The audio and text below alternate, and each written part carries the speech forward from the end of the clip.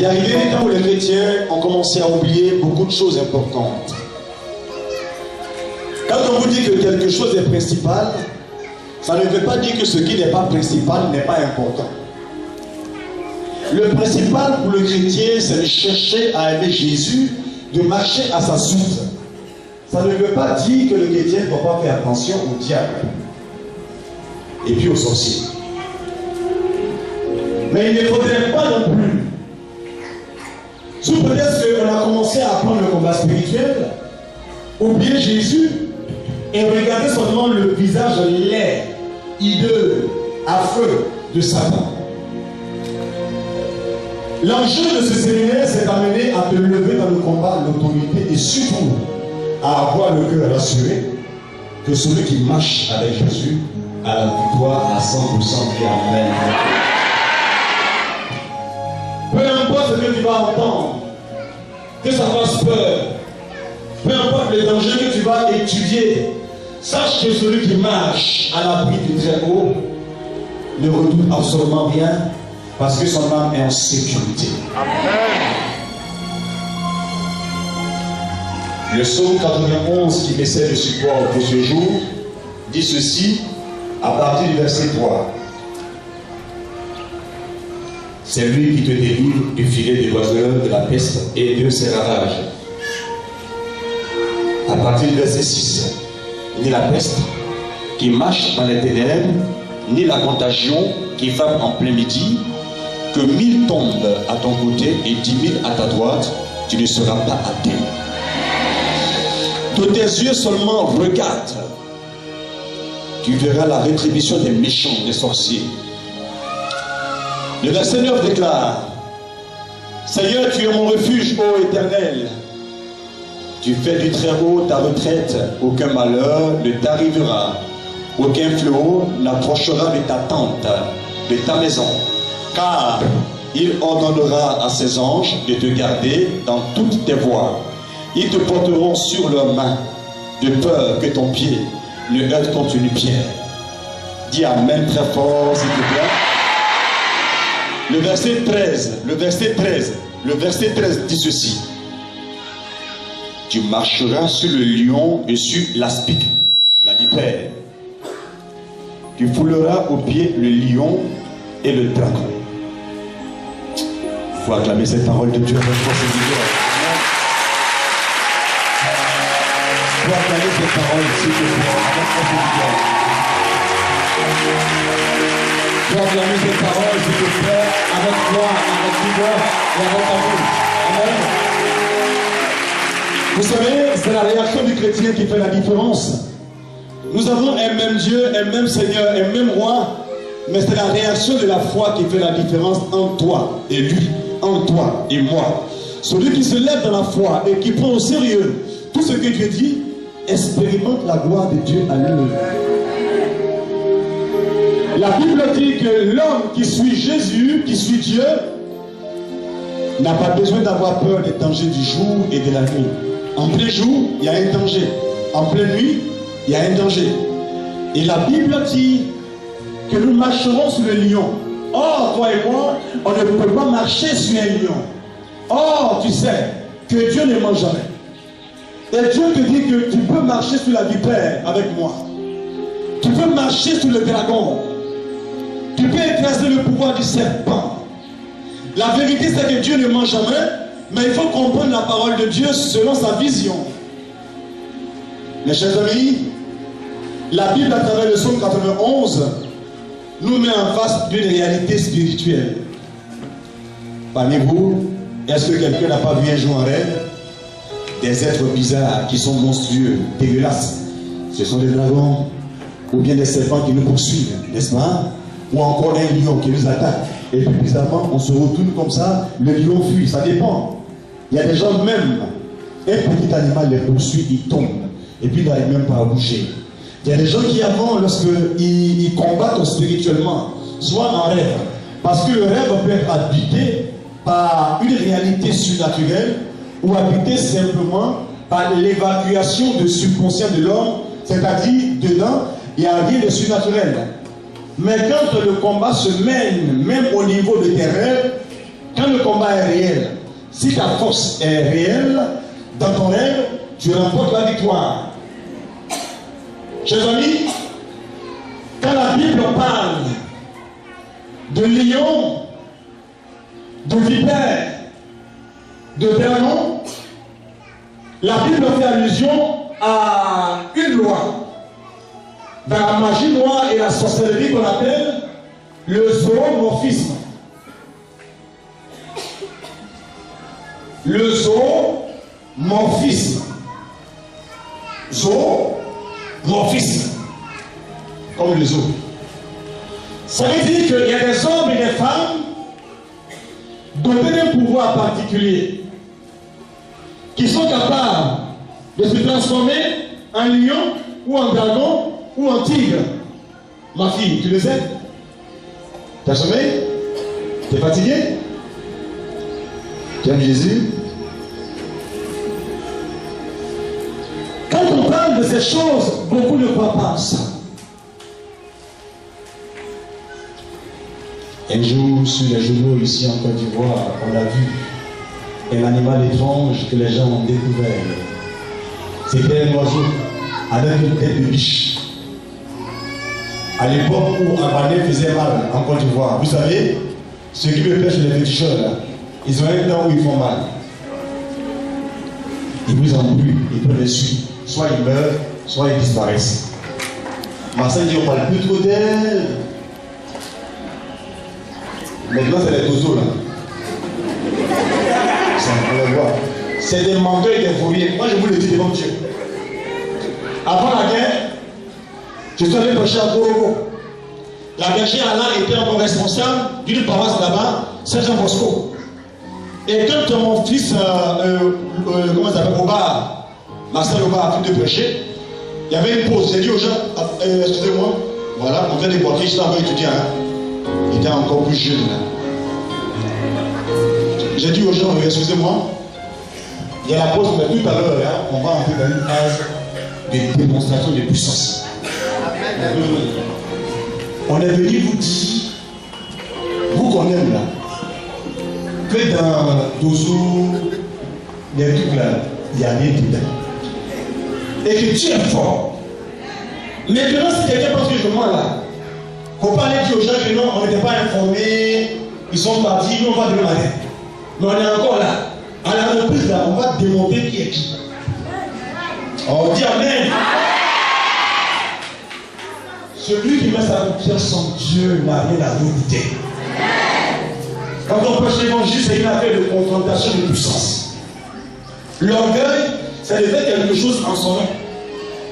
La Bible dit que Moïse est l'homme le plus homme de la terre. Mais Moïse était un homme d'autorité, de puissance. La Bible dit que Jésus était tout homme de cœur. Mais celui qui menace la tempête et marche sur les eaux. Celui qui commande aux démons et les démons obéissent. En quoi consiste l'humilité? C'est lorsque Dieu va dire à Marie, Marie, toi petite comme ça là, je ferai dans ta vie ce que je n'ai jamais fait de la vie de quelqu'un sur la terre. Tu vas devenir la mère de Dieu, de mon enfant, toi Marie. Et toutes les générations vont te glorifier, vont t'honorer. Et puis Marie a dit oui. La Bible dit qu'elle est humble. Vous comprenez? Voilà. Être humble, ce n'est pas accepter que n'importe qui banalise l'autorité de Jésus. Quand on est chrétien. Ce n'est pas accepter que les gens disent que la parole est fausse et que Dieu ment. Être humble, c'est de voir que Dieu seul me suffit, mais sans Dieu je ne suis rien. Quand Dieu me dit quelque chose, je suis sa parole parce que sa parole est vraie. J'ai dit aux gens à la reprise, leurs yeux ont vu clair. Oui, oui. Le frère a prêché, j'ai pris le micro maintenant, je dis maintenant, le Dieu qui nous a envoyé va commencer à agir. Cet esprit manifeste-toi. Le pouvoir de Dieu est descendu là. C'est pas dans un film. Il y avait les paniers devant là. C'est pas pour l'argent. Hein.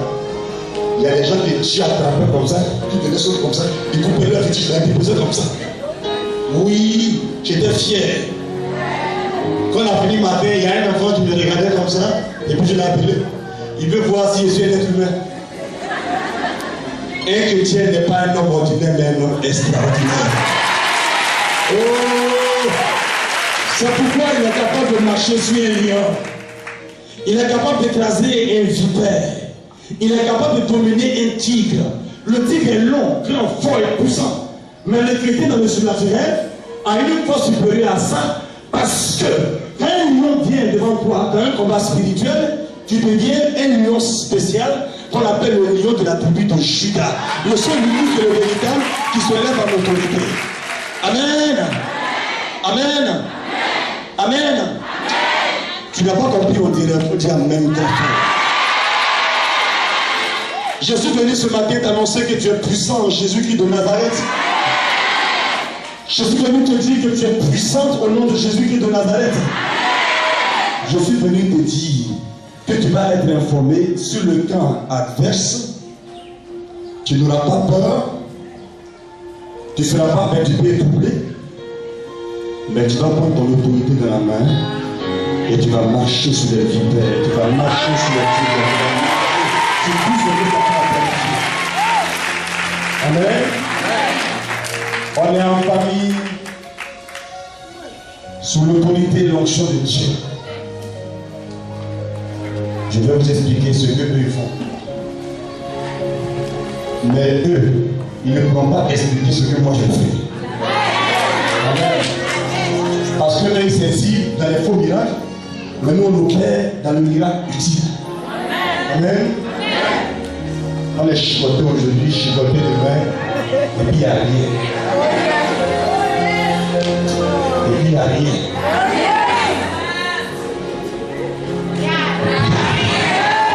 Amen. Amen. Le zoomorphisme est un pouvoir particulier que certaines personnes qui sont initiées dans le pouvoir de sorcellerie peuvent exercer et se transformer en un animal. D'ailleurs, quand quelqu'un est initié à la sorcellerie, la personne reçoit un code de fonctionnement. C'est-à-dire qu'il y a un mot clé, il y a une cérémonie clé qu'il faut faire par rapport au sorcier particulier pour entrer dans son plein pouvoir. Et chaque sorcier ou bien chaque confrérie a un symbole. Il y a des sorciers qui ont pour symbole l'aigle, d'autres la panthère, d'autres le bœuf, d'autres le tigre, ou encore d'autres animaux que vous ne connaissez pas. Lorsque une confrérie s'engage à t'attaquer, si le pouvoir principal de cette confrérie est le taureau, tu vas te voir en rêve poursuivi seulement que par les taureaux. Tu ne verras pas un tigre, tu ne verras pas un lion, mais seulement les taureaux. Avec les caractéristiques du pouvoir du taureau, les gens se transforment. Mais la transformation zoomorphiste se fait de deux manières. Est-ce que tu veux savoir? Tu veux apprendre? Tu veux faire un peu comme eux? Sois délivré au nom de Jésus. Un sorcier qui est doté d'un pouvoir particulier, quand il est dans son sanctuaire, l'endroit où il fait sa cérémonie, vous savez, c'est bien, hein? Quand tu sais c'est bon. Hein? Avant, quand on était petit, on pensait que les sorciers là, ils étaient forts, ils pouvaient tout faire. Et puis les roses noires, ils sont dangereux. Ils peuvent tout faire. On pensait que les démons là, ils peuvent tout faire. Déjà, ils ne peuvent pas tout faire. Non, non. Avant même que Jésus n'intervienne là, ils ne peuvent pas tout faire. C'est pourquoi parmi nous ici, ceux qui font l'accueil là, on a des frères qui étaient avant au Rose-Croix, ils ont changé de vie. Ils allaient sur Zélédie. Ils ont quitté là-bas. Il y a des féticheurs appartenant à des familles de féticheurs puissamment comme ça qui ont quitté. Il y a mon fils qui est là, il va témoigner un jour. Aujourd'hui, les délais sont lourds, mais il a un témoignage poignant. Il a expérimenté le pouvoir du diable. Mais quand Dieu l'a touché, Dieu a fait la différence. Ce que je vous explique aujourd'hui, ce n'est pas pour vous distraire. Je vais dire la vérité et pendant que je parlerai, l'Esprit de mon Père dans le ciel, là-bas, agit sur la terre, c'est pour vous. Et ce qui a été fait en vous sera arraché au nom de Jésus-Christ de Nazareth. Et vous serez tombés aussi par la gloire. Amen. Alors, vous savez, les sorciers sont ensemble, mais ils n'ont pas tous les mêmes pouvoirs. Vous voyez? Il y a des gens, par exemple, ils ont besoin d'être dans leur sanctuaire. Ça peut être un champ, ou bien un endroit dans une forêt particulière, pour être capable de quitter leur corps, ou bien pour être capable de se transformer. Tant qu'ils ne sont pas dans l'endroit indiqué, ils ne peuvent pas. Il y a d'autres, par exemple, qui sont beaucoup plus évolués. Peu importe l'endroit, il peut se retirer, quand il est bien concentré, il s'en va. Il y a d'autres encore, ils ne peuvent pas faire leur cérémonie si quelqu'un comme David Roi est présent dans l'environnement. Ah, c'est ce que beaucoup n'ont pas compris. Ta présence, ma fille, dans une maison peut empêcher quelqu'un qui habituellement sort de son corps se transforme, peut l'empêcher de se transformer parce que tu as l'élément interdit. Et quand tu commences à prier, tu changes l'atmosphère et les choses changent. Par exemple, le sorcier en question, il est initié, il connaît la loi de l'air, la loi de la terre, la loi du feu, la loi de l'eau.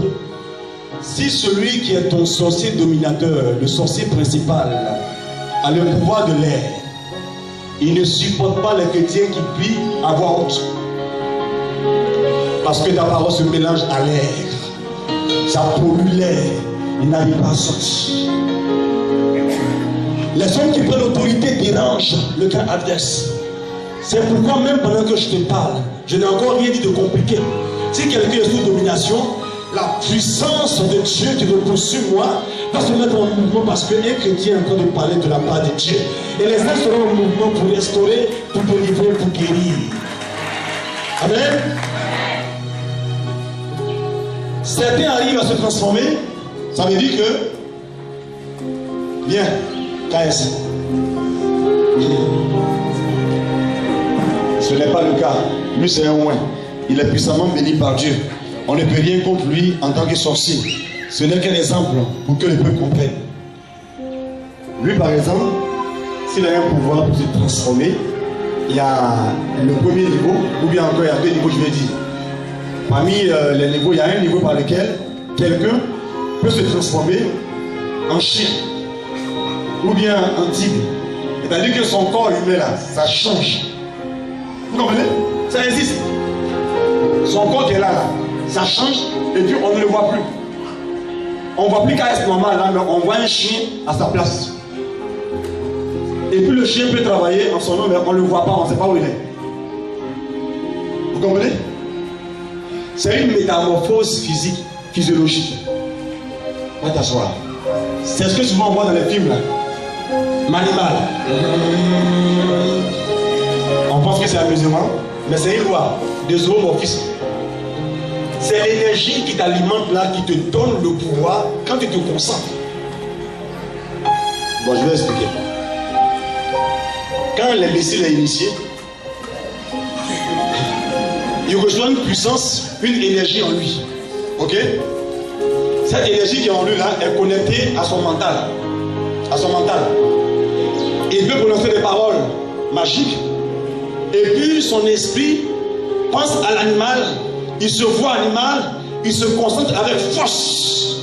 Et la puissance se réveille en lui. Et automatiquement, ça déclenche le processus de transformation. Et puis il devient animal. Mais quand il devient animal physique, il a un délai pour redevenir normal, sinon il est mort.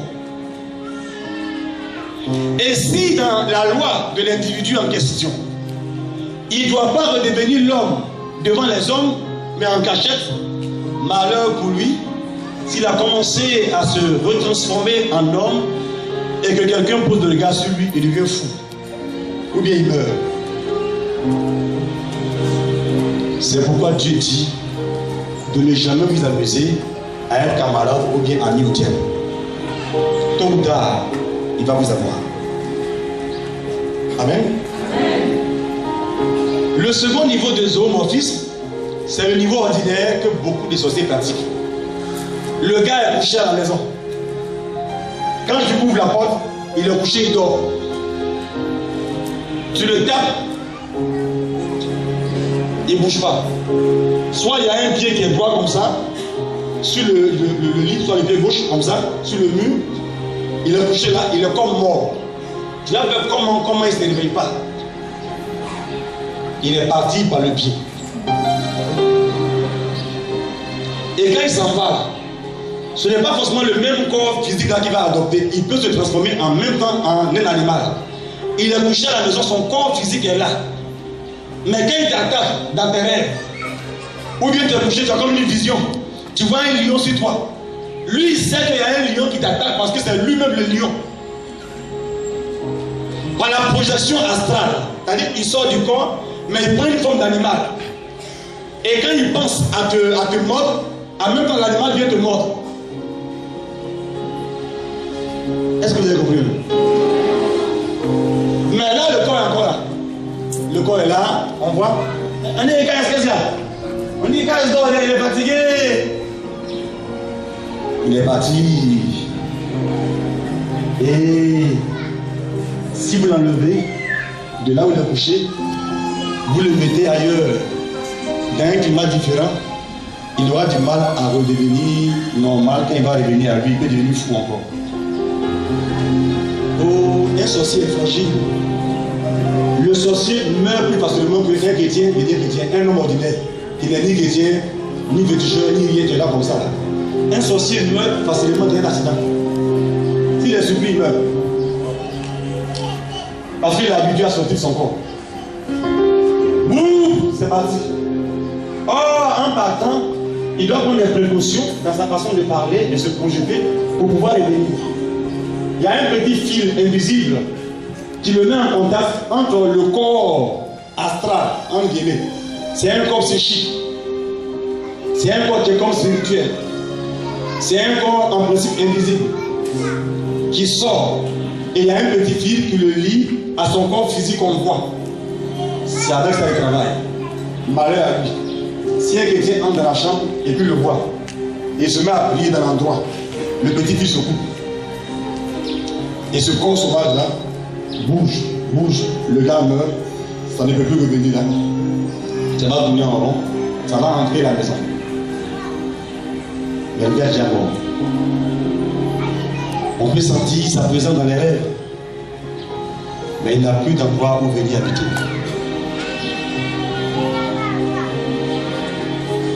Amen. Cette dernière forme-là a aussi deux modalités. Amen. Cette dernière forme-là que j'ai expliquée a aussi deux modalités. Est-ce que monsieur veut? Il y a ce que j'ai expliqué là. La personne sort de son corps, son propre corps reste là. Et puis le corps qu'il a projeté là, c'est invisible. Mais si tu es initié, tu peux voir son corps. Amen. Si le corps aussi va t'attaquer, tu peux voir ça en rêve. Ou bien tu peux sentir ça dans un demi-rêve. Un mi-rêve. Pas vraiment endormi, pas vraiment réveillé, tu peux voir ça. Mais j'ai vu comme un animal tout à l'heure là. C'est souvent une projection qui a été lâchée sur toi, transformation en un animal. Pour venir coucher avec toi, pour venir te mordre, pour venir te touffer, bref, pour t'agresser. Cette dernière modalité là, cette dernière façon de faire là, a deux modalités. La deuxième modalité, c'est quoi? C'est l'infestation des animaux naturels. Ça veut dire quoi? Dans ta maison, toi-même tu as acheté un lion, qui est un vrai lion.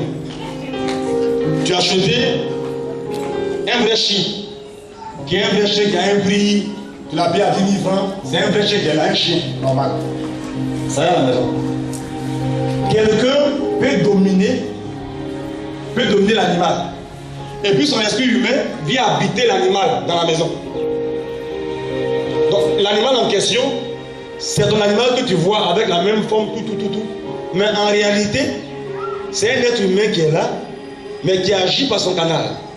Quand vous parlez, la personne entend votre voix dans sa maison, dans son sanctuaire là-bas, tout ce que vous faites là-bas, là, il voit ça automatiquement. S'il met un miroir, automatiquement, le chien en question ramène l'image là dans son miroir et puis voit tout ce qui se passe là-bas. Comme un espion. S'il fait une cérémonie pour agresser ton bébé, il peut demander au chien de mordre l'enfant. Et le chien devient furieux comme ça, bêtement un coup. Il mord tout le monde, devant le mettre en colère et puis l'attaque. Il peut tuer des gens. C'est un animal naturel, mais influencé de manière surnaturelle. Pour atteindre un but. C'est encore le zoomorphisme. Si vous voulez, vous découpez ça en deux, et la deuxième partie en deux formes, ou bien pour tout simplifier, vous dites qu'il y a trois formes particulières. 1. Le gars se transforme avec son corps en animal. 2. Il se projette avec un corps invisible, mais qui est comme un animal pour aller travailler, mais on ne voit pas la chose. Troisièmement, sa puissance vient dominer un vrai animal, et puis l'animal est téléguidé par l'agent sorcier, le sorcier dominateur. Vous comprenez ça? Vous comprenez ça? Le dernier cas là. Tu peux être en train de prier et puis ton chat devient furieux. Ton chat. Tu es en prière. Il crie, il est en bouillon comme un humain qui est perturbé. Quand il met le feu, le chien peut entrer en rage parce qu'il voit vraiment le danger qu'il est là. Or, pour quitter le chien, c'est difficile. Il faut d'abord que le monsieur se prépare pour le faire. Le chien qui est à la maison en question, si pour une raison ou pour une autre, on l'a attaché, on l'a frappé même physiquement, là, le gars peut sentir la douleur. Là.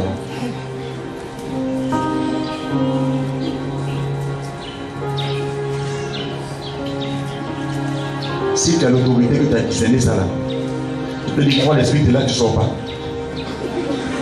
Ouais. Ça dépend de toi. Ça dépend. Si tu sais que tu vois vraiment qu'il ne parlait rien du tout, mais il a été volé, il est venu dans ta maison, tu dis, moi, toi, d'abord tu sors plus. Reste dans le chien. Tout ce que tu vas faire sur le chien, même sans le frapper là, ça va le prendre jusqu'à... Un chien par exemple n'a pas la possibilité de fermer ses oreilles. Tu prononces les paroles de l'enfer, de la Bible, sur le cas des sorciers, des méchants, qui sont écrasés. Et puis tu lui dis, et toi qui habites là, détruis cet endroit jusqu'à là où tu es là. Dans tes oreilles, je mets ça, tu mets ce que tu veux dedans. Le gars là, il va grossir, mais pas par le corps, par la tête. Il sera en plein comme ça. On dit, mes frères, qu'est-ce que tu as? Le frère Célou avait une mission dans son village, et puis il y a des sorciers qui sont entrés en mouvement. Tellement ils sont bien, ils sont bêtes, c'est pas la peine. Le frère Célou a prié, ils ont envoyé la pluie, il a prié, ça fait